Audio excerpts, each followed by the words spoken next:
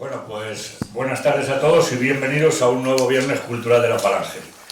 Como siempre, os pongo conocimiento del viernes que viene, día 6 de marzo, se presentará el libro Sin miedo a nada ni a nadie. Es una especie de biografía sobre Blas Piñar. Es una frase que solía decir el que era presidente de Fuerza Nueva, que hoy se la han copiado, creo, de los de Vox. El autor es Rafael Nieto, el locutor de lo que no sé, se llamará ahora la Inter, ¿no? ¿Cómo se llama la radio? Ahora no lo sé, se llama la Inter. También os comento que luego el domingo siguiente, el día 8 de marzo, nos vamos a un hotel de Valladolid a hacer un homenaje a Onésimo Redondo. Ya sabéis, el que no lo sepa se lo cuento yo, que quieren quitar el monumento del Agajo, que es donde fue asesinado, y como no, la que crea la discordia de quitar el monumento a este patriota católico y español, que era Onésimo, pues es alguien del Partido Popular. Lógicamente, al Partido Popular le pesa la historia, una historia que él no ha escrito, unos muertos que él no ha puesto y unos muertos que le estorban. Ese sí que fue asesinado en una cuneta, ese, no los que dicen por ahí. Ya os diremos en qué hotel, el viernes que viene, y luego habrá una comida allí mismo y habrá un acto en el sitio donde está el homenaje. Os repito que eso sería el domingo 8 de marzo, pero lo contaremos el viernes que viene. Bueno, hoy tenemos un libro, Palabra de guerrillero, de Francisco Núñez Roldán, es de editorial Altera y sus sellos, así se llama. El editor es Pedro Mendizábal, lo hablará él un poco, el precio son 18 euros, ya sabéis que os recomendamos que lo compréis, siempre que es en patria, y el que no, pues les tiramos una serie de piedras en las calles. Normalmente solemos apedrear al que no compra los libros, ya lo sabéis. Entonces también nos apoya un escritor, Juan Eslava Galán, que seguro que a muchos le conocéis. Tiene un premio Planeta en 1987, En busca del unicornio, rectifícame por favor si me equivoco. Tiene una historia de la guerra civil que no va a gustar a nadie, ese es el título. Y luego, bueno, es experto sobre templarios, no voy a decir más porque tiene una biografía de una serie de libros muy extenso, y como hoy no es el motivo él, pero sí es un buen complemento, me atrevo a presentarle también ante vosotros. Bueno, pues hoy tenemos Francisco Núñez Roldán, madrileño, 1949 nacido, vive en Andalucía desde los 11 años, catedrático de inglés, aficionado a la historia, al arte, a la música clásica, a la ornitología, conocerá mucho a Echenique, porque no hay pájaro mejor que él, y a la arqueología. Muy viajero, en especial por espacios naturales, le encanta el tren, devoto lector de clásicos españoles, franceses, portugueses, angloamericanos, aprecia mucho la amistad y da mucho dinero por una buena conversación. Dejármelo para mí, que voy a hablar yo solo con él y me voy a forrar, ¿eh?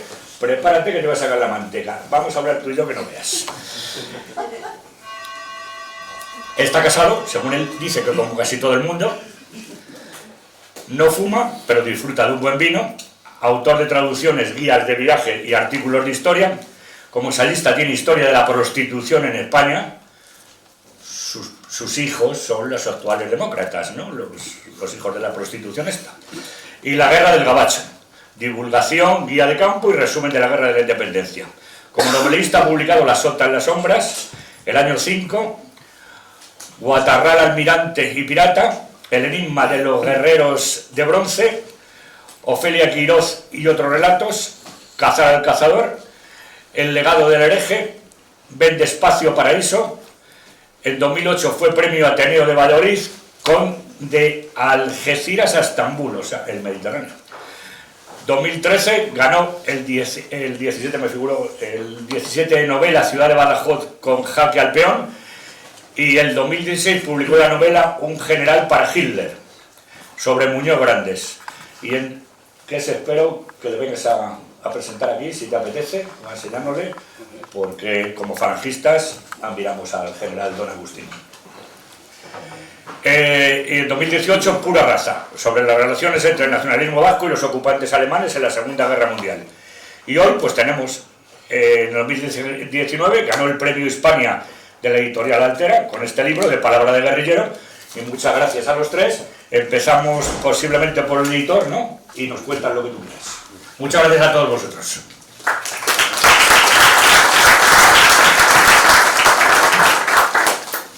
Buenas tardes y gracias, compañero, por arrogarme el papel del editor, pero debo aclarar brevemente que que yo soy Pedro Mendizábal, abogado en ejercicio, lo que debo decir, hoy orgulloso porque estamos en un despacho de un antiguo ilustre compañero, y que vengo en sustitución o representando a Luis Folgado de Torres, que por desgracia y por una dolencia, una afección visual que tiene, pues el médico le ha recomendado que cierre los ojos temporalmente. Es el momento por el que debo aclarar esto. Estimadas amigas y amigos y camaradas, que es una palabra hermosa que no entiende de géneros. Cuando leí la palabra de guerrillero de Francisco Núñez Roldán, que hoy tengo el honor de presentar aquí, he de decir, y que no me lo tome a mal el autor, que esperaba leer un pequeño ladrillito sobre la historia de España y los guerrilleros de la época.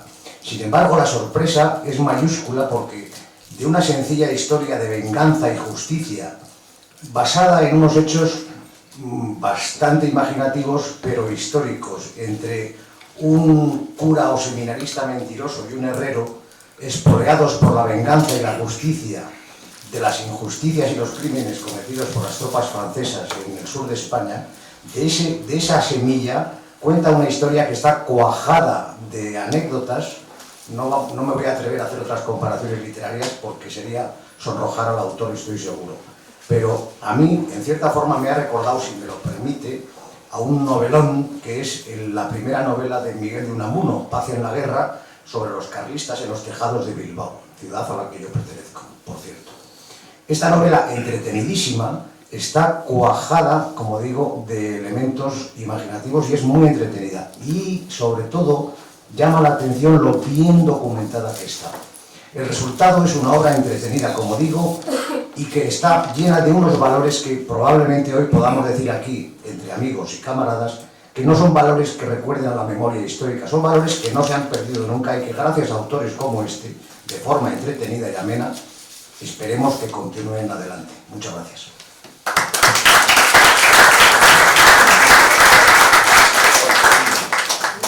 Bueno, pues buenas tardes y muy agradecido a la Hermandad de la Vieja Guardia y por supuesto muy agradecido a la presentación y a Pedro, que no lo conocía y que ha sido un lector para mí recién encontrado.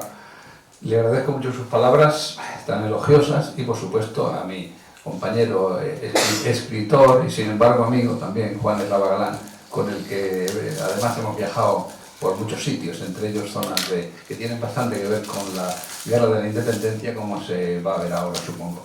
Evidentemente la novela es no diría yo un producto secundario, sino algo que salió sin querer quizá por haber hecho ya un trabajo en 2008 sobre la Guerra de la Independencia. Me había documentado yo mucho, había viajado con mi mujer, con Fátima, a muchos sitios, habíamos incluido la parte portuguesa de Torres Vedras, la parte que defiende Wellington. Hayamos ido a Bayona, la parte donde al final los franceses retroceden entrando los españoles. Estuvimos en sitios, en Arapiles, en los cerros de Arapiles, donde para nuestra vergüenza, diría yo, solamente había en lo alto del cerro, que tuvo que meter además los reductores en el todoterreno para llegar arriba, pero había al lado del monumento de la batalla de los Arapiles, que habían ganado los anglo-franceses, los anglo-españoles y hispano-anglo-portugueses contra los franceses, había solamente una pequeña corona de amapolas, de la belleza que llamamos ingleses a sus muertos. Hasta allí había llegado un inglés 200 años más tarde a colocar una coronita. Era admirable aquello. Entonces, bueno, de modo que la documentación que yo tuve para aquel libro es lo que, sin querer, pues digamos, me ha producido con relativa facilidad, relativa, porque escribir nunca es fácil, eso lo sabe cualquier persona que escriba, me produjo esta novela. Aparte de eso, la geografía, que quizá por eso pues a lo mejor a Pedro le ha entendido un poco más y le ha hecho más llevadero también el libro, la geografía donde se desarrolla la novela, la parte sur del suroeste español, la conozco bastante bien, la tengo bastante pateada, andando en coche, o sea, andando pateada en sentido literal, a pie. De modo que la Sierra de Cádiz, Sierra de Ubrique, Ronda, toda esa parte, he subido y bajado por ahí muchas veces, ¿no? La mina que sale en la novela, de la mina que hay todavía, si lo habéis visto en Ronda, la que llega hasta abajo, que está de la época de la Ronda Islámica, es que es interesantísima. Esa la uso en la novela para que alguien suba y baje, porque esa mina está pidiendo aventuras. pues también me la he pateado, y muchos sitios así, de modo que no era muy difícil ubicar la aventura. Y luego la aventura, pues como ya sabéis, cuando uno escribe un poco, pues se trabaja, se van creando personajes y bueno, va uno haciéndolo lo mejor que puede, y si le ha gustado haciéndole, pues mejor todavía. Pero bueno, esto más que nada era una historia sobre la guerrilla, los guerrilleros, y además se los llamé así, al servicio de la patria, la contribución de los guerrilleros en la guerra de independencia. Y al servicio de la patria realmente fueron, y por ejemplo, estáis viendo ese cuadro, es de un tal Jean-François Lejeune, un pintor francés, está en la galería de las batallas de Versalles.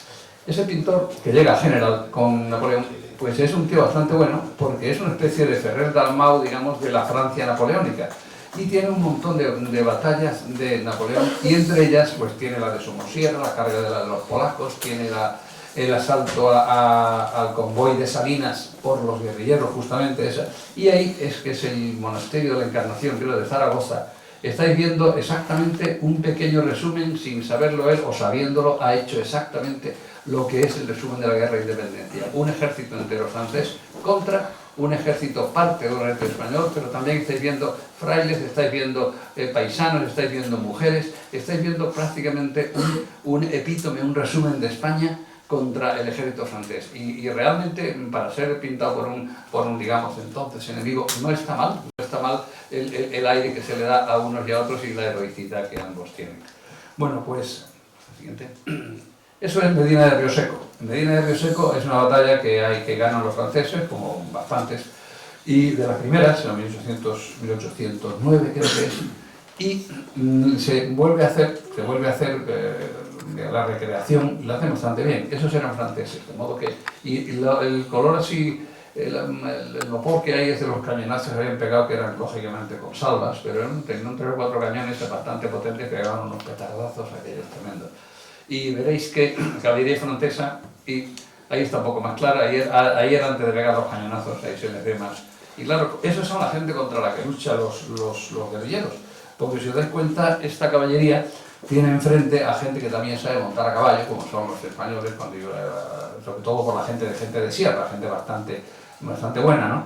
Francia tenía la ventaja de que al haber hecho la Confederación del Rin en Prusia, pues todas las grandes reservas de caballos de caballería prusiana, que eran bastante buenos, habían pasado a los franceses. La caballería francesa era bastante buena y militarmente era magnífica. Y aquí salen, pues, estos que han venido son franceses de verdad, de modo que estuvimos viendo allí la recreación pero la parte española, en Medina, pues estáis viendo los uniformes españoles, y aquí uno que se ve, este que se ve más cerca, era por cierto un valenciano, tenía un trabuco, estaba cargando el trabuco, sonaba que el trabuco una burrada, ¿no? Era espantoso. Estáis viendo al fondo las banderas españolas, por cierto, una de ellas con la cruz, estáis viendo la cruz de San Andrés, la cruz de Borgoña, que es la que siempre se ha llevado en España, y que siguen teniendo muchos guiones militares, aparte lógicamente de la bandera roja igual que impone Carlos III, pero sigue llevándose, y como se llevaba en la época de los tercios, y por supuesto en la época de la guerra de la independencia. Y esta mezcla de guerrilleros y tropa regular, pues es una de las cosas, va a ser una de las constantes en la guerra de la independencia prácticamente hasta el final, ¿no? Pues, ahí os estáis viendo el tipo de armamento son los fusiles estos, lógicamente son de avancarga. Algunos son más pequeñitos, como este que se ve a la izquierda, que es una especie de semitrabuco. No voy a ser un retaco, pero es un fusil. No es el cañón tan largo como los otros. No son ningunos todavía, ahí por lo menos no son rifles, que yo sepa, salvo que lo lleven los escoceses, que se ve ahí atrás con la faldita, el famoso rifle Baker, que empezó en la guerra de independencia. Yo lo saco en la novela porque me resultó una cosa muy interesante. El rifle, cuando empieza, la palabra inglesa rifle, que se refiere sobre todo hacia los círculos que tiene el interior del cañón para que la bala salga más recta, no va a salir más potente, pero sí va a salir más recta. Y ese tipo de rifles son los que empiezan a usarse en la guerra de independencia, más o menos a expandirse por parte de los ingleses. Y algunos caen en manos de españoles. Aquí pongo yo en la novela uno que cae en manos de los españoles, y cuando uno de los, el coronel de Ronda, el coronel Bossin, muere, que fue así, en 1811, con un disparo de rifle, pues yo he puesto que sea justamente uno de mis guerrilleros de la novela, porque no, nunca se supo quién fue realmente. he hecho que fuera uno de mis guerrilleros quien dispare a ese coronel con un fusil, con un rifle a 200 y pico metros, que era el doble prácticamente de lo que podía apuntar una escopeta de esta, un fusil de animalista, no de ánima estriada como el rifle, ¿no?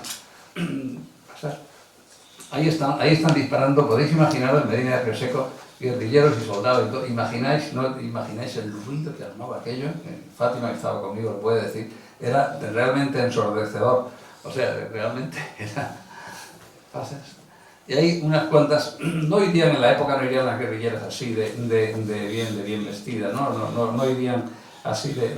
Pero bueno, si veis, más o menos podía ser así el uniforme de entonces, ¿no? O sea, cada cual de su padre y de su madre, cada cual con su pañuelo, sombrero de lujo, sombrero de vestir, entonces la gente llevaba siempre sombrero, su pañuelo, no como ahora, ¿no? Entonces, estas chicas pues, y chicos, pues se les ve se han puesto la ropa campesina, y los fusiles, si dais cuenta, están puestos como se suelen poner en los campamentos, se ponen tres, se apoyan uno contra otro, y entonces ellos mismos se sostienen y ponen encima los sombreros, ¿no? Como una percha, ¿no? Y vamos a ver. Ahí es como se cargaba entonces. Esa foto es luego cuando estuve en Londres también para ver cosas de la guerra de los ingleses le llaman la Peninsular War, la guerra de la península, la guerra peninsular, claro, ellos no la llaman guerra de independencia, ¿no? Y en el museo allí en Inglaterra hay dos museos, en Londres dos museos bastante buenos, si lo conocéis seguramente. Uno es el Imperial War Museum, el de la guerra imperial, que está sobre todo dedicado a la Primera Guerra Mundial, pero hay uno que se llama el National Army Museum, que está por ahí, por King's Road, más abajo, y que tiene muchísimo de las guerras napoleónicas, de las guerras de la Peninsular War y de la Napoleonic War, como le llaman ellos. Ellos llaman Napoleonic Wars, son todas las guerras napoleónicas, y la Peninsular War es la guerra peninsular, puesto que ellos hacen bien en llamarla así, puesto que no fue ni de la independencia ni nada, como digo, sino que además incluía Portugal y España. En ese momento la frontera portuguesa y española desaparece. Por eso la guerrilla también es importante en ese momento, puesto que es la que ayuda tanto a estos ingleses, que los casacas rojas, lo llamaban y se siguieron llamando mucho tiempo, los casacas rojas. Recordáis películas como, por ejemplo, Barry Lyndon, ¿no? Esa forma de atacar en fila con las casacas rojas, eso le llamaban así. Entonces la forma en que había que ese hombre no está llevando mordiendo nada, sino simplemente un cartucho de esto que tiene que romper con la boca y luego meter el cartucho por delante. Tardaba muchísimo en cargarse un fusil de esos, y un rifle, del cual os he hablado antes, tardaba más todavía, porque como se metía la bala empujando con la baqueta, pues el rifle al ser girar tardaba más todavía en girarse la balita. Lo que pasa es que la ventaja, como he comentado, es que salía mucho más derecha. Eso es totalmente un fusil, eso es un Brown Bess. No es el Baker, ese es el Brown Bess inglés reglamentario de esa época. Esto es en Lisboa. Esto es el Museo Militar de Lisboa, que es muy interesante. El Museo Militar de Lisboa, armamento que tienen allí, tienen bastante de las guerras peninsulares, como llaman ellos a las guerras, no llaman tampoco guerra de independencia, la guerra peninsular, la guerra contra el francés, ¿no? Entonces, ese es uno de los cañones, creo que es uno de estos de 24 libras, del cañón napoleónico, de los que están cogidos a Napoleón. En Moscú había bastantes cañones, recordáis, con la N napoleónica, porque había un porrón de cañones allí, que claro, eso pesaba mucho para llevárselo con la nieve, y cuando estaban ya de retirada. Y luego lo haremos en el asedio de Tarifa, que es con lo que acaba esto, y que yo termino también la novela, que es un asedio interesantísimo y muy significativo de la guerra. Y también los franceses abandonan las piezas porque no podían, en este caso por la meteorología también, pero por lluvia. Eso está en Les Invalides, en Los Inválidos en París. Es una coraza de un coracero, el cual tuvo la mala pata, se ve que de acercarse mucho cuando disparaba al enemigo con un cañón, así que seguramente tuvo un posoperatorio muy rápido, porque la bala de cañón, como podéis ver, ha entrado por el pecho y ha salido por atrás. De modo que es una cosa impresionante, y es el efecto que puede hacer una bala de cañón tirada de cerca a un ciudadano, aunque lleve coraza, aunque lleve de nada, ¿no? Eso es en los viajes estos que hice por la Guerra del Gabacho, este libro referido a la Guerra de Independencia, en plan un poco de divulgación ligera, pero que era toda la guerra.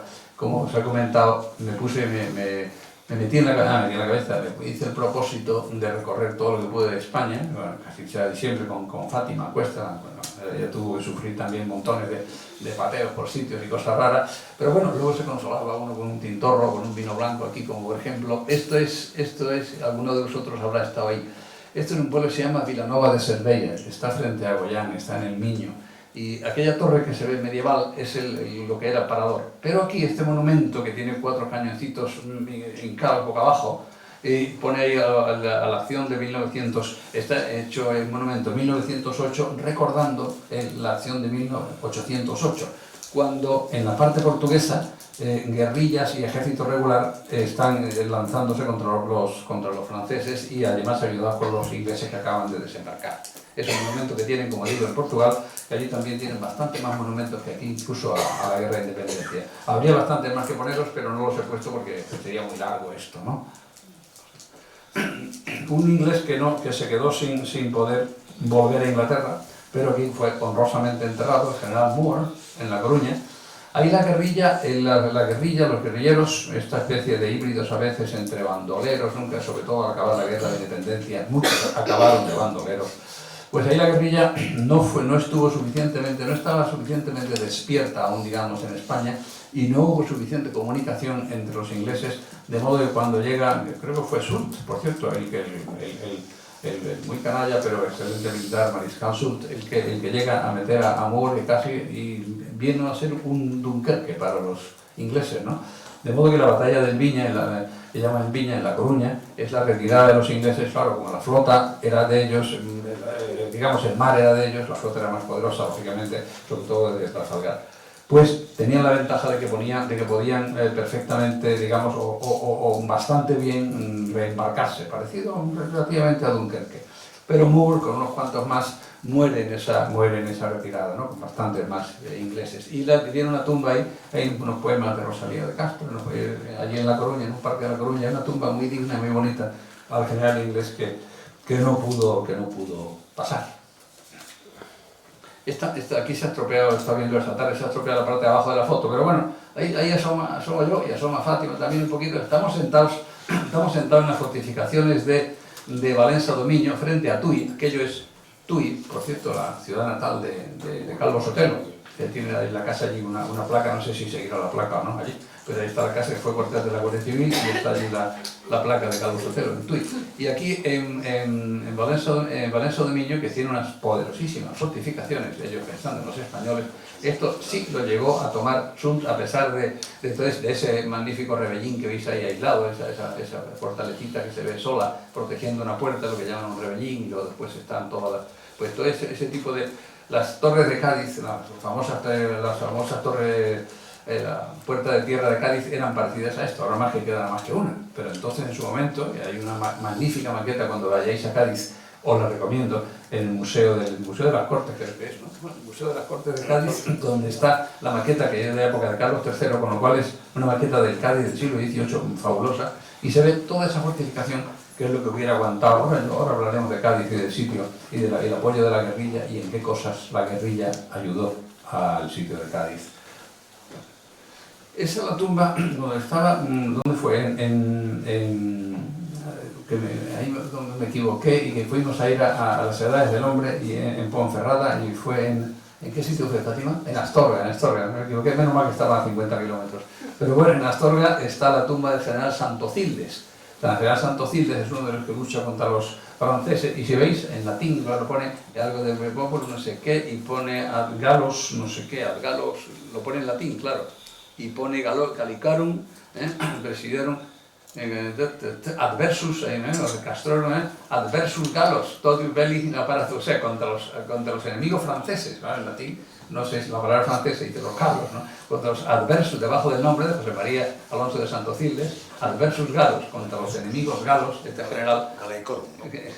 No digo en la segunda línea, pone, no, Castrorum, pone del campamento Castrorum, y luego adversus Galos, totius bellis, ¿no? Que aparato en esta ciudad, Anca, Urben, total. Este es otro de los generales que tiene, este colaboró también bastante con la guerrilla, pero colaboró con la guerrilla en la parte de Salamanca, donde había uno que se llamaba el Charro. Los guerrilleros tenían unos nombres muy curiosos. Uno que había en Álava se llamaba Dos Pelos. Otro, bueno, Mina el Mozo, el cura Merino, el cura por excelente, Jacobo Merino Cobb, que está enterrado en Lerma, como supongo que sabéis, allí frente al parador actual. Y hay nombres muy curiosos. Otro que era el médico, porque era médico, otro el estudiante. Entonces, nombres de la nomenclatura popular, por eso yo he podido poner nombres también en mi novela de nombres curiosos. Por ejemplo, yo, claro, los he sacado de la nomenclatura popular, no tanto de guerrilleros, por no coger ya unos que tuvieran ya una historia hecha, sino nombres de gente parecida. Y, por ejemplo, recuerdo que en el pueblo donde yo pasaba los veranos pequeños, de Mancha Real, pues había un municipal que le llamaban Cagabalas. Cagabalas, pues se le escapó un día se le escapó un tiro, no lo sé. Pues Cagabalas, pues uno de estos pues se llama Cagabalas, y uno de los guerrilleros. Otro, pues Ojo Virao, otro Jopo, que eso es un tío que lo he conocido yo así. Otro Vinagre, que es un nombre que he conocido yo en el campo, que se le llaman así. De modo que los motes populares pues eran a veces quizá los guerrilleros utilizaban y por los cuales se les conocía, ¿no?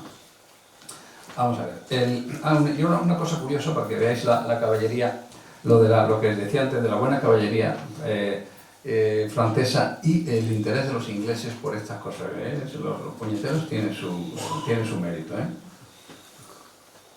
Es el caballo de Napoleón.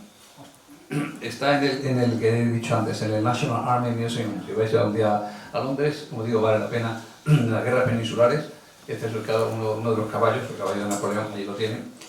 Bueno, ya sabéis que tuvieron a Napoleón en persona y prácticamente se lo cargaron en Santa Elena, o sea que tiene el caballo y el jinete. Y por supuesto también, si vais queréis rematar un paseo por las cosas españolas en Londres, os recomiendo muchísimo, si no lo habéis visto todavía, la casa de Wellington, la Ashley House. Ashley House, ahí está todo no solamente de las guerras peninsulares y de las batallas de Wellington contra Napoleón, sino de todo lo que se lleva de el equipaje, famoso equipaje del rey José, de esa novela, de uno de los capítulos de Galdós, donde resume ese momento en el cual cuenta cómo todos los españoles, digamos, ahí la guerrilla sí funcionó bastante bien, avisando de por dónde iban los franceses, de cuántos iban, y eso es muy importante. Entonces ahí Wellington, sabéis, derrota en la batalla de Vitoria, luego saldrá el puente, creo que viene el puente ahora, no, todavía no viene el puente.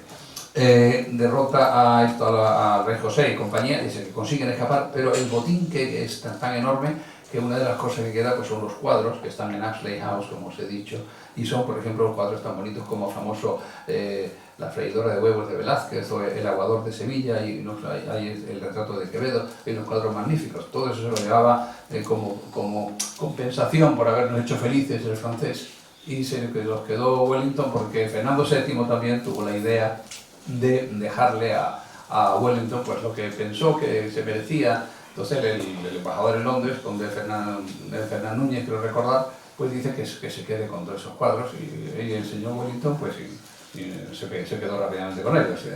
No tiene ningún problema con esas cosas, ¿no? La finca, la finca, claro, la finca de Ciudad Rodrigo, que regaló, una finca magnífica en Ciudad Rodrigo, que aún es de la familia, ¿no? Sí. Aún es de la familia, sí. Aún es de la familia. Y esto es en una iglesia de Sevilla. Vi me enteré, un guerrillero al cual capturan en la ciudad y lo agarrotan. ¿Veis? José González Cuadrado renació en este templo, en este templo, Cuadrado Rey, no sé, nació en este templo, o renació, no sé. Ahora, murió en garrote por fiel al rey, por fiel a Dios, al rey y a la patria, y a sus amigos, bajo el tirano de Europa, así le llaman a Napoleón en esta losa, bajo el tirano de Europa, 7 de 1811, que es cuando todavía los franceses están en Sevilla. Están desde el año 10, que es cuando baja la segunda oleada francesa, después ya con Napoleón, con José, con el rey Pepe Botella y el Sul.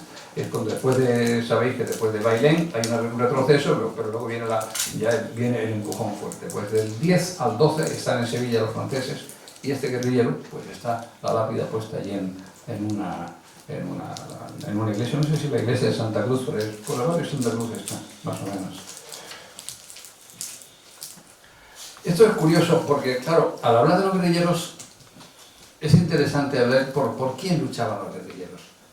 Entonces, está claro, ¿y qué idea se tenía del rey Fernando VII? ¿No? Pues fijaros cómo los dibujos de época, cómo ponen a Fernando VII, cómo se supone que estaba, ¿no? El pobre ahí, veis rejas por arriba, rejas por abajo, están los soldados vigilándole, y esta es la idea que los españolitos de a pie tenían de ese rey felón que había entregado el trono a Napoleón, ¿no? La realidad es un poco más suave.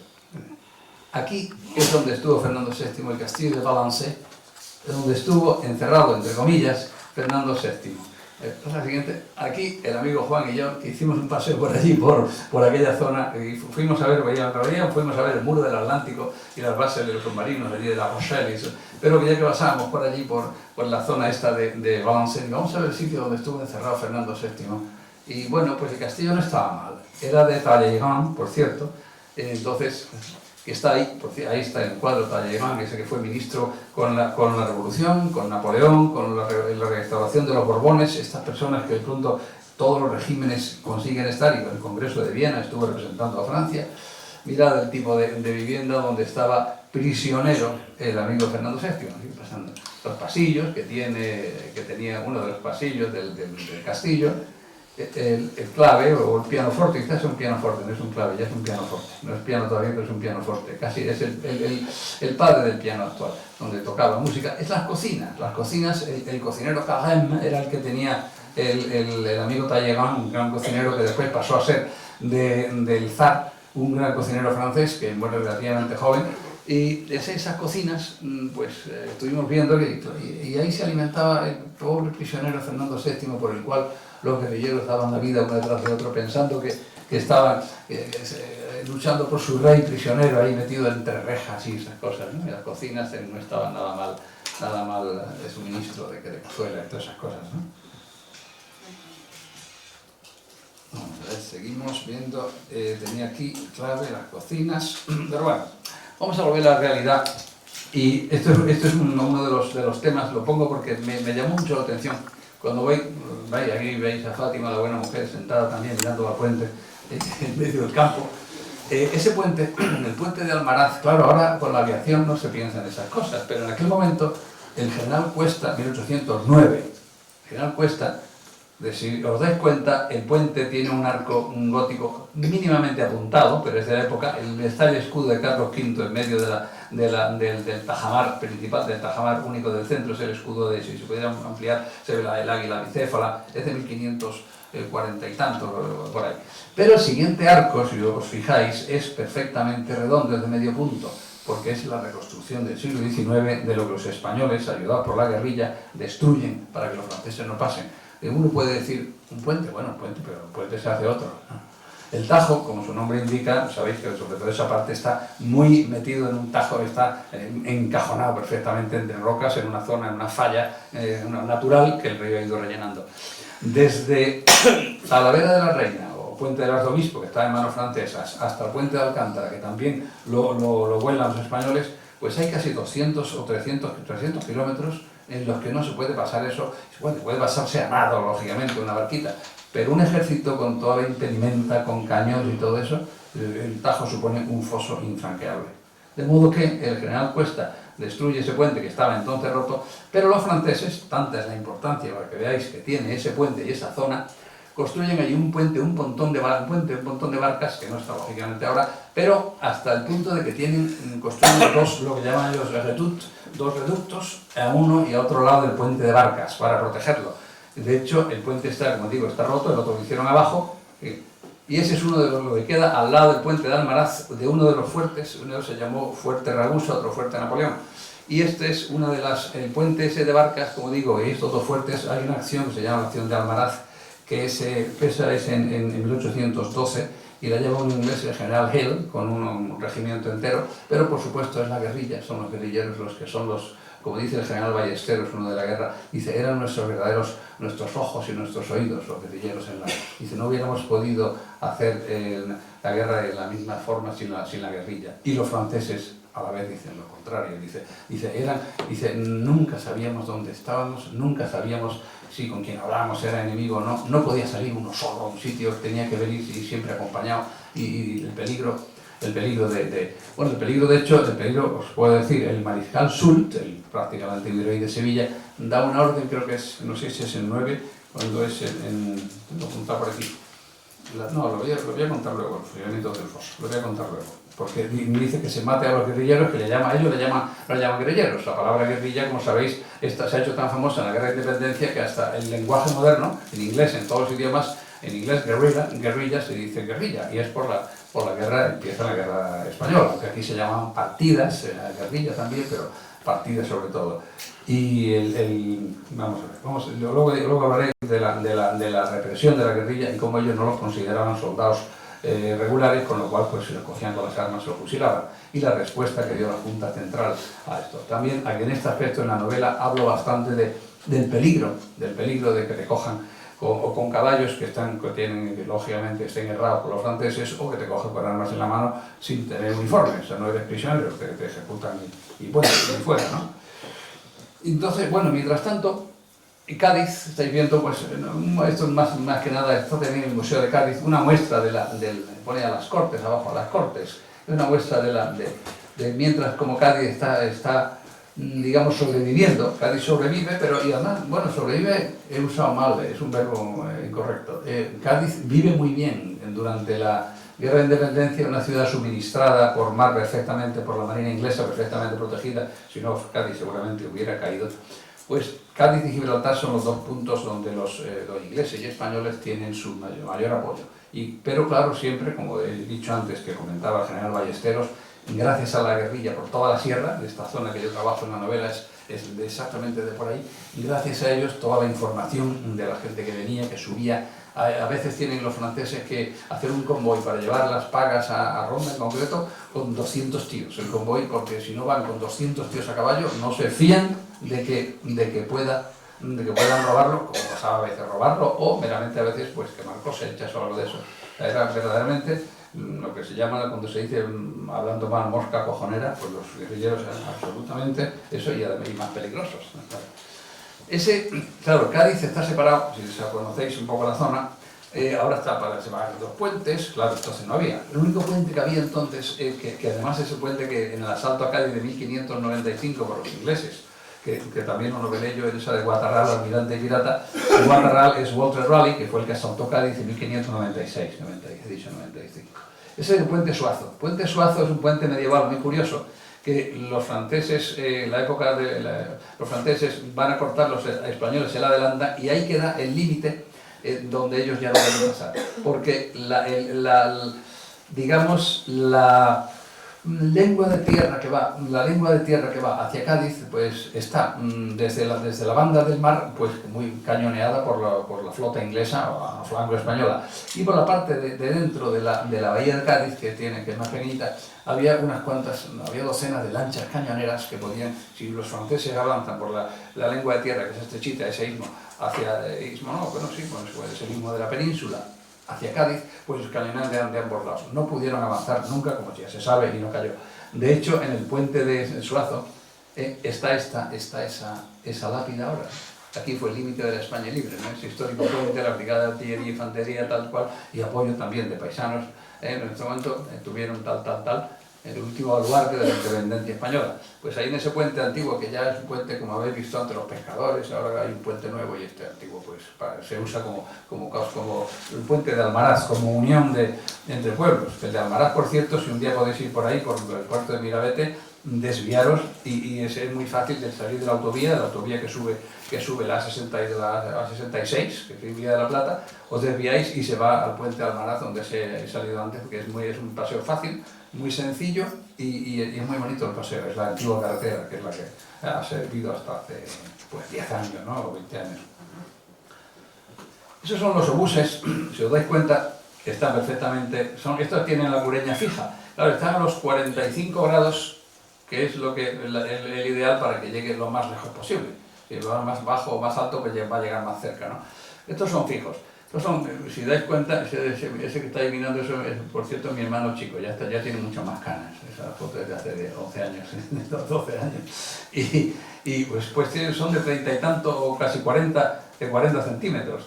Esas bombas, las bombas que podían tirar solían ser bombas de esas cargadas de dentro con explosivo y con su mecha. Algunas al caer explotan, otras tardan en explotar, otras no explotan nunca.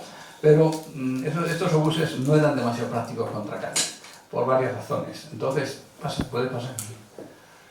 Aquí, por ejemplo, fijaros cuántas sin explotar, pero esas no son de Cádiz, esas son exactamente de la última excavación que hicieron en el castillo de Burgos. En el castillo de Burgos, que hay lo tienen los ingleses, lo quieren tomar los franceses, luego al revés, los franceses lo aguantan, hay un asedio espantoso que lo destruye casi por completo. Y estáis viendo que una de ellas ha explotado, está a la mitad, pero otras dos, o más, no sé si las demás son compactas o no, pero esas dos pues no han explotado, tendrían su mecha y tal, pero no han llegado a explotar, ¿no? Y las sacaron en las excavaciones. Y por cierto, un día, yendo por allí, estaba con la excavación, una de esas estaba dejada, la fui a coger y pesaba como un demonio, pesaba muchísimo. Claro, si con ese grosor de hierro podéis imaginar lo que pesa, ¿no? Puede pasar. Pero esos obuses, ese que está ahí casualmente, digo casualmente porque yo iba a ver el castillo de General Arispe, eso es el País Vasco francés, Saint-Étienne de Baigorry, se llama el pueblo.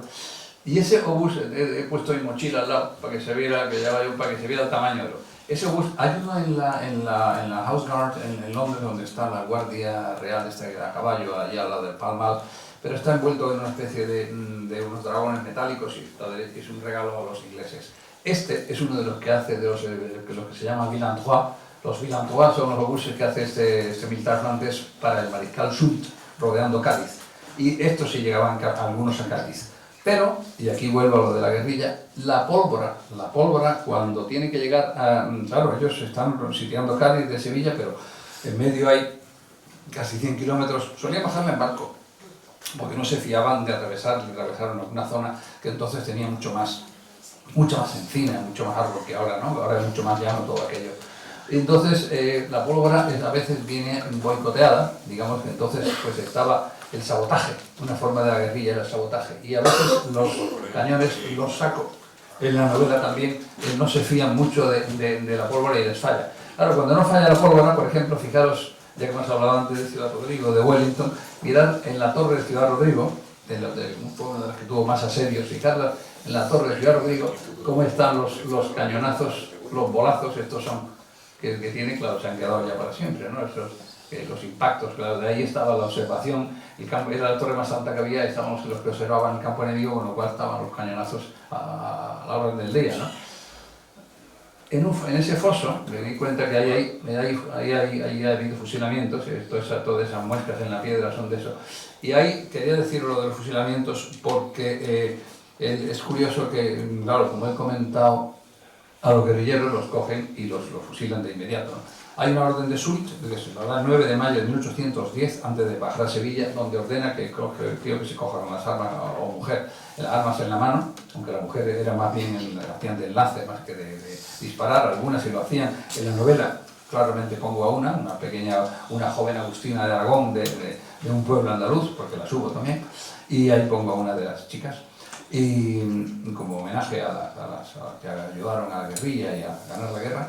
Pues entonces Soult dice que se les mate de inmediato. La Junta Suprema, el 15 de agosto, tengo que apuntar, el 15 de agosto, da una orden, también una hoja, diciendo que si se mata a un guerrillero, por cada guerrillero que se mate cogido, se matará a 3 franceses prisioneros, porque los guerrilleros deben ser considerados también como tropa militares.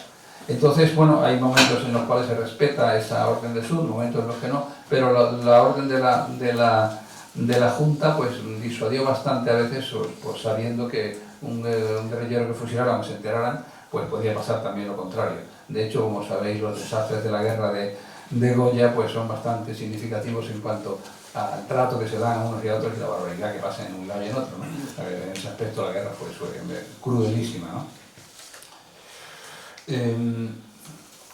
Ahí, ese puentecillo que tengo ahí, otra vez mi mochila, lo pongo ahí, pues digo, mira, he puesto la mochila, la llevaba yo, y va la garrota y la mochila por ahí por el campo. Ese puente pequeñín es justo el de la batalla de Vitoria, es el río Zadorra que está por allí. Ese es el puente que, mira por dónde, se atascan todos el equipaje, todos los bagajes de los franceses, todo lo que habían robado, todo lo que habían saqueado, que era muchísimo. El mariscal Soult, como digo, el que estaba allí en Sevilla, fue quizá el que más robó en cuadros, y de hecho pues uno se ve allí en el Hermitage, ahora en el Louvre, en el National Gallery, cuadros que sus hijos, cuando muere el mariscal, ven que tienen una herencia magnífica y se ponen a vender los cuadros y se enriquecen pues esa segunda generación que se dedica a aprovechar lo que han trabajado los padres o trabajar, entre comillas, trabajar o saquear en este caso, ¿no? Mariscal Soult era culto, ambicioso, cruel, excelente militar, y se llevaba un montón de cosas para España. Pero ahí lo que iba en esa batalla, y que como he comentado al principio, si recordáis, gracias a los guerrilleros, se sabe perfectamente por dónde van, cuántos son, y les cogen allí en la batalla la batalla más importante que hubo seguramente en Álava, es la batalla de Vitoria llamada, ¿no? En ese puentecín, pues ahí es donde les cogen todo el material y a los franceses, gracias al apoyo guerrillero, gracias a la comunicación de la guerrilla. Luego Wellington va, una vez que se ha liberado ya, que se han ido de Sevilla, y que ese dibujo que han hecho ahí está sacado del cuadro de Goya que hay, Goya pinta Wellington, y él va, eso es está al lado de la Plaza San Antonio, es una placa porque luego se alojó ahí, no se alojó en esa casa de 1870-80, esa es la casa que estaba ahí pone en esta casa se alojó, pero claramente en el 1812, ellos, los franceses, han levantado el sitio de Cádiz en julio de 1812, junio-julio, se han ido de Sevilla y Cádiz, porque era lo mismo, se han ido hacia Granada y han ido subiendo, dejando atrás pues un rastro que podéis imaginar, y ya después, unos meses después, Wellington aparece por allí, por Cádiz, ¿no?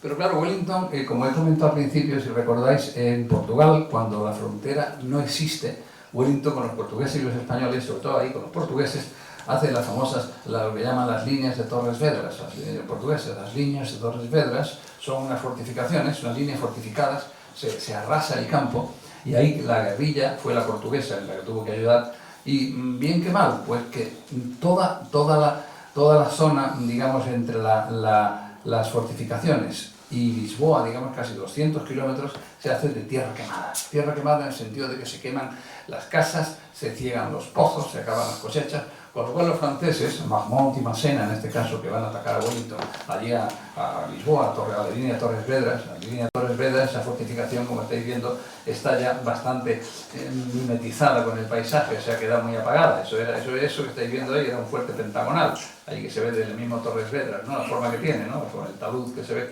Pues al quemar todo esto les hacen, digamos, a los franceses el fastidio, pues era un ejército que vivía sobre el terreno, mucho más que los ingleses, los franceses. Pero eso se vuelve a la contra cuando, por ejemplo, Wellington hace eso de quemarles. Ese era el último reducto que, si hubiera fallado Torres Vedras, si hubiera fallado, que no falló, era ese fuerte, se llama San Juan de Barra, está allí en Lisboa, cerca de Lisboa, y era el último, fortificación también de estos sistema Vauban, pentagonal, el último lugar donde los ingleses pensaban haberse refugiado, otro Dunkerque, de haber pasado eso, y claro, al lado del mar, con lo cual su flota hubiera, lógicamente, protegido el desembarco no es, en este caso, el reembarque, ¿no? Y era la última posición que tenía la solución, no era la posición B, la posición C, ya digamos, ¿no?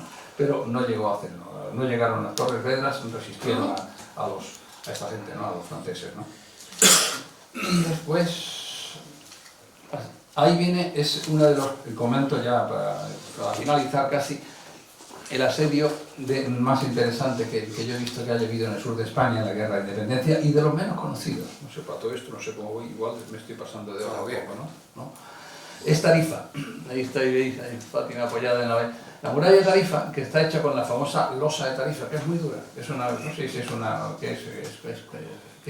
Calcárea, es una calcárea, pero es una calcarenita muy dura, porque es el lugar donde se juntan las dos placas y hay mucha presión y sale muy duro la losa de Tarifa, ¿verdad?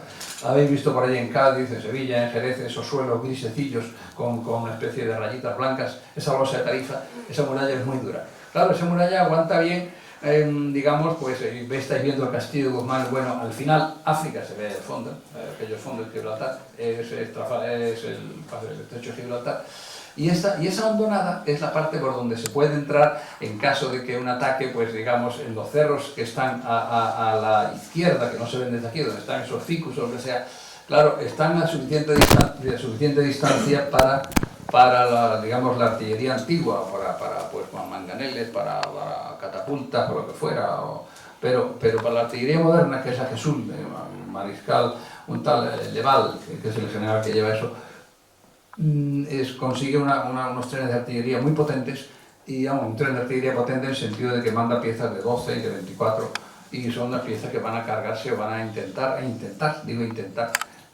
asaltar Tarifa. Y en Tarifa los guerrilleros, lo pongo en la novela porque es uno de los asedios que más me ha impresionado. Ahí está el general Copons, Francisco Copons y Navia, que es un buen militar. Está un tal coronel Skerrett, que es el que lleva el regimiento de ingleses, y hay por supuesto un buen grupo de guerrilleros. De modo que hay unos 4 o 5 mil tíos ahí dentro de la ciudad, apretados, resistiendo pues, a un número superior, por lo menos 5 o 6 mil de franceses, pero sobre todo con un parque artillero asombroso. Entonces, bueno, pues fijaros que la muralla medieval está hecha, ya no tiene almenas, se arregla y se pone con troneras para fusilería. Así lo hicieron esa muralla de Tarifa. De modo que, sigues pasando. Esa, por ejemplo, es la siguiente. Por favor. Esa cañonera, veis que pone hasta 1812, pues esos dibujos deben ser de época, seguramente cuando la vuelven a repintar y poner en la muralla. La cañonera, lógicamente, esa no es para fusil, sino para cañón. Y la muralla, como digo, es muy sólida porque en algunas partes, en la parte de abajo, bueno, veis, sigue siendo ahí toda la parte de fusilería, con lo cual, claro, pues era relativamente bien defendible y claro, se podían proteger bastante bien los tiradores. Pero la muralla, como digo, es muy sólida porque me fijé que en algunas partes de abajo, si estáis viendo ese cuadro, ese dibujito, ese barco no lo ha pintado el típico gamberrete que pinta esas letras que están todas encima de otras gordas con spray, ¿no? Ese barco está hecho hace muchos cientos de años, es un barco, y había dibujos con letras góticas y tal. Está hecho sobre el estucado, el estucado de la muralla, que es un revestimiento muy sólido. Y había un montón de dibujitos preciosos, se veían algunas galeras, barcos de esos que claramente son de época, lo cual me daba a mí a ver que la muralla de Tarifa era bastante sólida. Por eso, quizá la guerrilla y el coronel Skerrett, y sobre todo Francisco Copons, que fue el que dijo que no se rendía, pues la ciudad aguantó. Eso y la ayuda del cielo, porque casualmente en ese invierno de 1811 al 12, diciembre, Navidad, que 1 o 2 de enero, cayó una cantidad de agua, por aquella parte es relativamente lluviosa, pero cayó tal cantidad de agua que cuando un par de veces, y tal como en la novela, los intentan entrar, la riada por allí, justamente por esa vaguadita que la veían ellos más fácil, se convierte en un mar de fango y de lodo, y de modo que ahí se quedan atascados los franceses. Los cañones luego no se los pueden retirar porque se atascan las ruedas, tienen que dejarlos abandonados, y ahí está Asedio, la calle Asedio, por ejemplo, estoy viendo a Fátima ahí al lado de... Luego está, no sé si está el general Copons por ahí, hay otra cosa, por favor. General Copons, ahí está la calle del general Copons, dedicada a don Francisco Copons, que fue el jefe de la defensa de Tarifa, y como digo, muy ayudado en este caso por la guerrilla, que se había tenido que refugiar allí porque de pronto se encuentran con que la mitad de los sitiadores de Cádiz pues les ha dado por decir que cogemos Tarifa porque era una plaza. Era importante porque desde allí Soult, como es la parte más cercana a África, pensaba montar una pequeña base para coger alimentos que vinieran de África, porque era un sitio que durante la noche se podía pasar en barca. Si lo demás era más lejos, ya los barcos ingleses te podían bombardear. Pero de Tarifa, que está cerca de África, se podía pasar, digamos, por la noche y recoger alimentos de los cuales estaban bastante necesitados los franceses, dado lo que he dicho. Y bueno, sencillamente deciros que los guerrilleros tuvieron que enfrentarse también a esto, a los colaboracionistas, por decirlo así, ¿no? Hay un texto aquí, estáis viendo un libro sobre el ejército español de José Napoleón. Estos soldados, la guardia, estos son que estaban en la guardia de gala, pero había una policía que se llamaba la guardia cívica, que es la que las perseguía, los que realmente eran españoles, al servicio de José, y que eran el gran problema de los guerrilleros.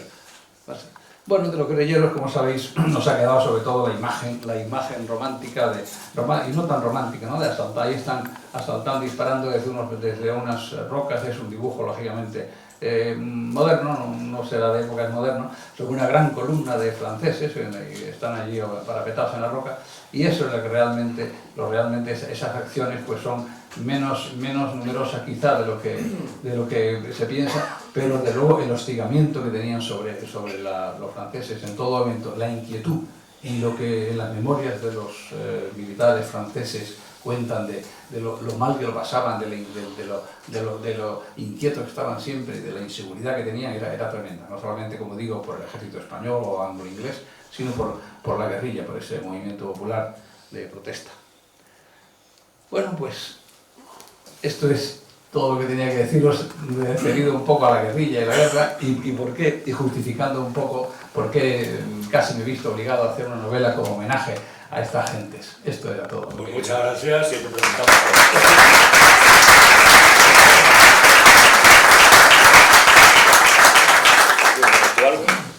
Yo creía que con Umbral tú habías venido a hablar de tu libro. Bueno, ya ven que Algo de... domina perfectamente el tema.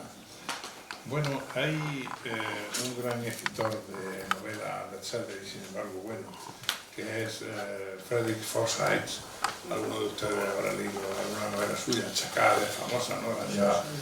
Este hombre, cuando en una de sus novelas, no recuerdo en cuál, tenía que ilustrar una escena que ocurría en la Plaza Roja, el hombre fue a la Plaza Roja, lo cual no es aconsejable porque se come muy mal, y fue a la Plaza Roja para ver en aquel momento del año en que él tenía que ponerlo en la novela, qué aspecto tenía un tilo que había entonces que asomaba detrás de la muralla de la fortaleza del Kremlin, y por cierto ya no está porque han tenido el buen gusto de cortar el árbol, ¿no? Para que todo sea piedra. Quiero decir con esto que, claro, a Forsyth necesitaba coger un avión e ir a la Plaza Roja para ver el tilo, o podía simplemente haber descrito un tilo cualquiera así. ¿La novela habría sido igual de buena? Pues sí. Pero el buen novelista, el novelista de raza que hace novela histórica, debe primero, aunque sea una ficción lo que está haciendo, debe creérsela a él. Y es el mejor modo, si tú te lo crees, se lo cree el público. Bueno, pues Paco Núñez, aquí presente, es un novelista de raza que hace eso. Él documenta las cosas por encima de las necesidades del libro, evidentemente, porque en esta novela concreta que es de la que estamos hablando, de La palabra del guerrillero, él ha pateado la zona, como él antes ha dicho, pero la ha pateado sobradamente. Incluso yo la he pateado a veces con él, cuando yo pateaba zonas, ya me he retirado de eso, pero él sigue.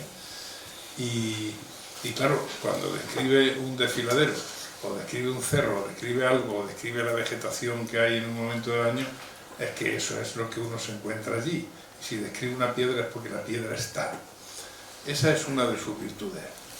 La otra de la novela es que ha tenido que describir obviamente una partida de guerrilleros, un grupo de señores que necesariamente tenían más o menos el mismo aspecto. Si uno coge el Quijote o cualquier otra novela al uso, uno ve que los personajes, hay uno que es un duque, otro que es un príncipe, el otro que es un comerciante, tienen aspectos distintos y eso facilita mucho una descripción. Pero ¿qué te pasa cuando te enfrentas con una novela donde son todos del mismo pelaje?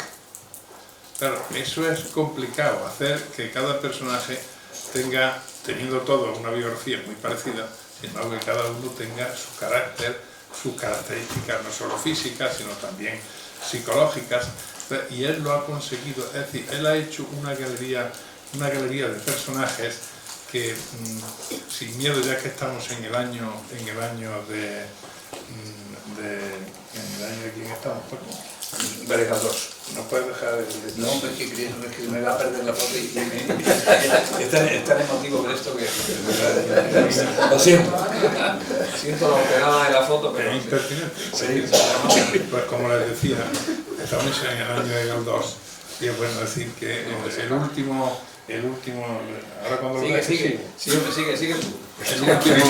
el último gran escritor, gran descriptor de personajes que hemos tenido ha sido quizá también Valle Inclán, pero sí quizá Galdós. Bueno, pues Paco se ha encaprichado en describir la psicología y cada persona. Entonces uno está leyendo y uno desde el principio está distinguiendo toda la gente que está sacando en la novela. Eso es muy virtuoso por su parte, e incluso, no quiero destripar la novela obviamente, pero incluso hay un personaje femenino que a mí me resultó muy conmovedor y al mismo tiempo un personaje de una gran fortaleza. Ya saben ustedes que los personajes femeninos de esa época, del siglo XIX, la gran novela del siglo XIX, son personajes generalmente desgraciados, ¿no? Porque el marido las maltrata, ellas son medio tontas, porque las han criado para que sean tontas, pero de vez en cuando hay un personaje que tiene cierta robustez como mujer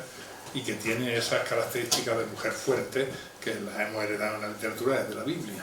Bueno, pues él saca ahí también una mujer fuerte que a mí personalmente, a lo largo de la novela, ese tipo de mujer me enamoró, y que da la coincidencia de que eso es lo que ahora con el feminismo este que nos invade, se lleva mucho, ¿no? El empoderamiento de la mujer. Aquí hay una mujer empoderada, avant la lettre, que es un gran personaje de la novela. Luego, finalmente, una novela tiene que entretener. Además de que esté bien construida, bien escrita, que ya se supone que un novelista tiene que ser un buen redactor. No siempre es necesario, es decir, que Baroja es un mal redactor y sin embargo es un buen novelista. Pero en cualquier caso en Paco confluye todo eso.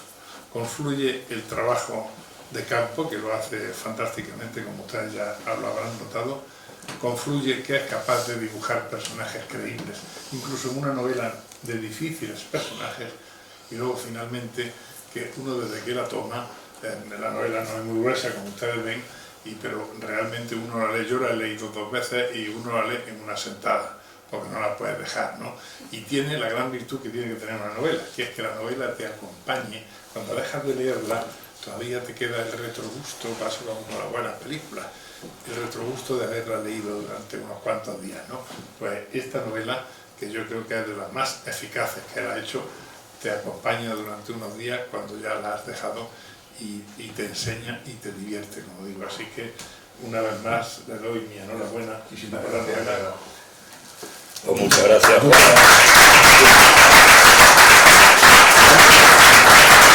la pregunta, se me atreveré a colarme y hacerte la primera. El famoso charro, no sé si que tenía una gran logística de caballería, sí, aún sin ser militar, sí, y que se permitiría el lujo de coger prisioneros ni más ni menos que generales. Ese era.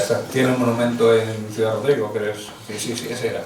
Joder, ese era el de la caballería con todos los ganaderos, se llaman los ganaderos, los garrochistas y de estos de la ganadería de Salamanca. Monta el tío cientos de tíos a caballo, como conocían el terreno y estaban ayudados por el pueblo, sí, por los pueblos. Ese era el y que un día se iba de paseo, cogía un general y lo hacía prisionero, pues era eso, ¿no? Bueno, casi, sí. Ni más ni menos con mariscal de campo, creo que era, Sí, ¿no? un general fue. Sí. Y por último, por mi lado, ¿curas merinos no había 2? Bueno, hay uno que se llama Merino también, que es uno que intenta matar a Isabel II, al cual se carga, ese es otro, ese es posterior. Pero primero, Jerónimo Merino y Cobb, que muere en el exilio en Alençon por haber apoyado a la primera guerra carlista, a los carlistas, ese no, ese es el de la guerra, es el famoso cura Merino. El que ejecutan aquí en Madrid con garrotes. Ese es el del posterior. Vale. El otro muere en Francia allí, totalmente irredento y sin arrepentirse de nada y queriendo el rey absoluto y nada de eso. Bueno. Y que después se ha trasladado su cuerpo, como digo, allí a Lerma, y en la plaza mayor de Lerma, y tenéis que estar la tumba del cura Merino. Venga, animaros otra pregunta. Venga, que si no me puedo digo otra. Alguna cosa que haya quedado en duda o que se discrepe, que también, gente, es un tema complicado, y ahora he metido la pata en alguna cosa. Le voy a hacer una pregunta técnica, no ideológica ni histórica. He visto que la novela, efectivamente, como he dicho antes, está muy bien documentada. Hay un detalle que yo no conocía, que es el de la bala roja. ¿Nos podrías contar de dónde has sacado eso de la bala roja? Pues sí.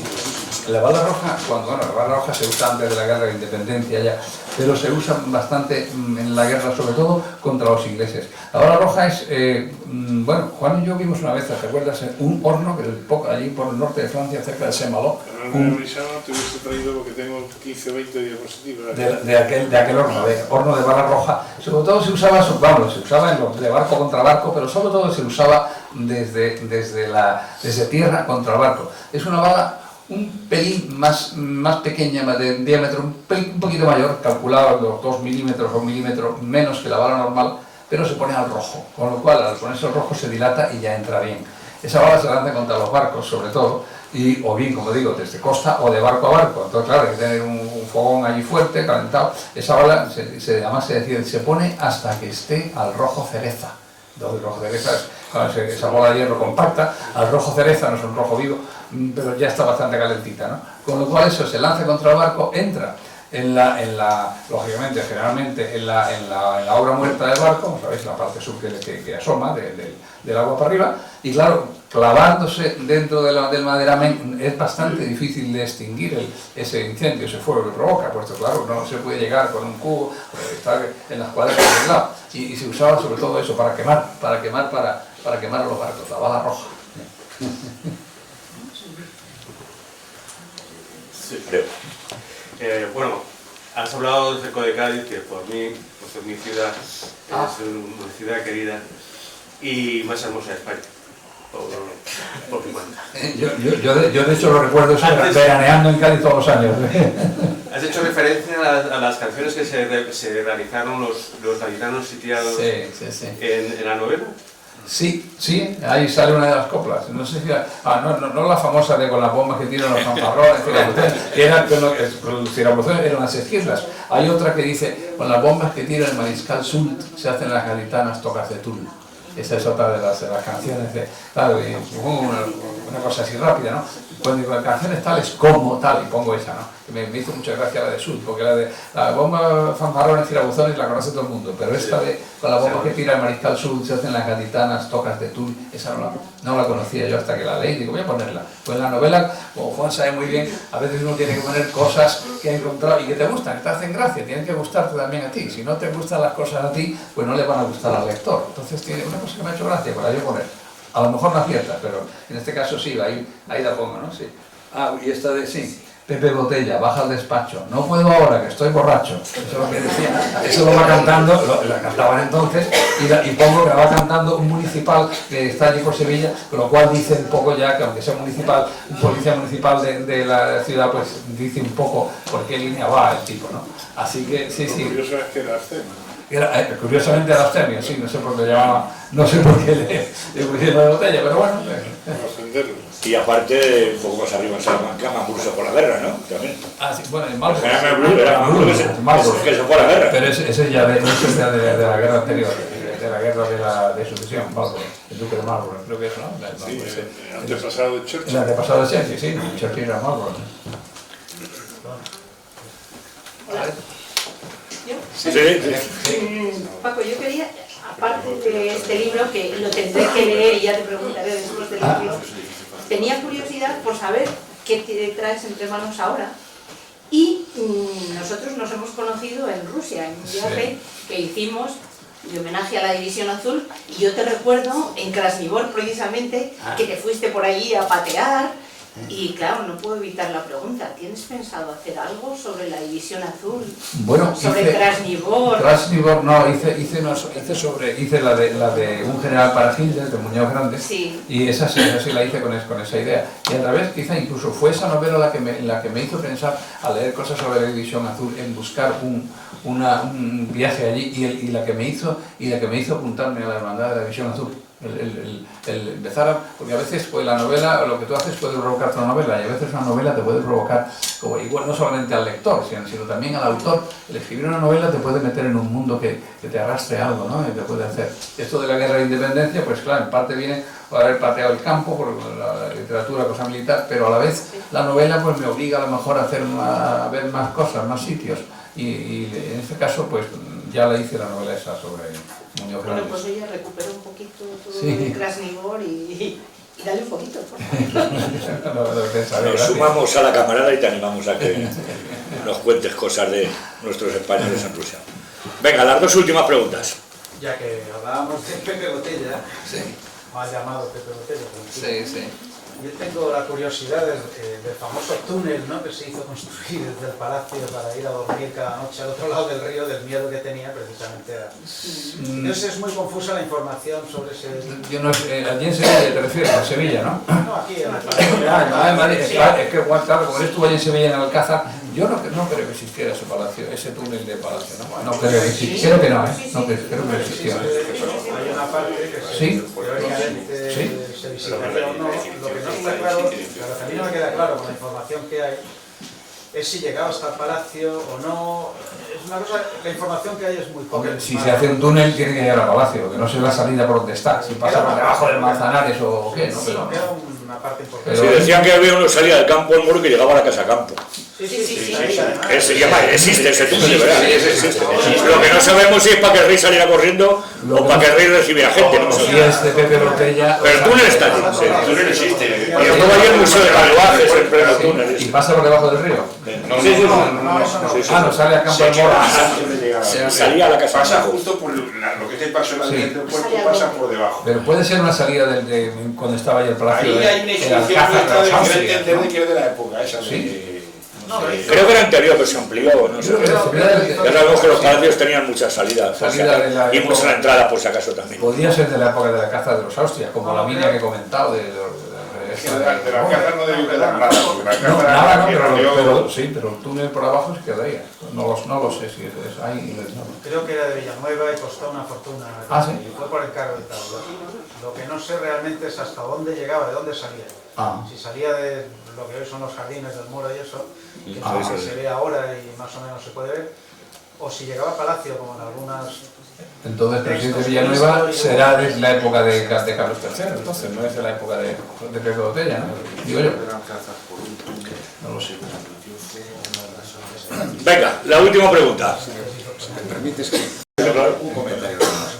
No, antes, al hilo de lo que has comentado del sitio de Tarifa, que es un pueblo que conozco bastante bien, el clima siempre influye para defender a los lugareños, ¿no? Sí.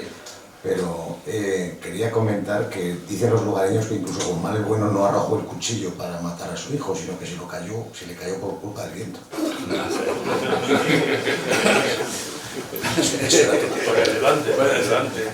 Pero luego os invito a que veáis, en Google sale, ¿no? El asedio de Tarifa, aparte que os invito a que lo veáis en la novela, porque claramente lo he novelado de la manera que he podido poner más interesante posible, lógicamente. Pero es realmente el cerco, el asedio de Tarifa fue de los episodios más heroicos y más bonitos, por decirlo así, de la guerra de independencia en el sur de España.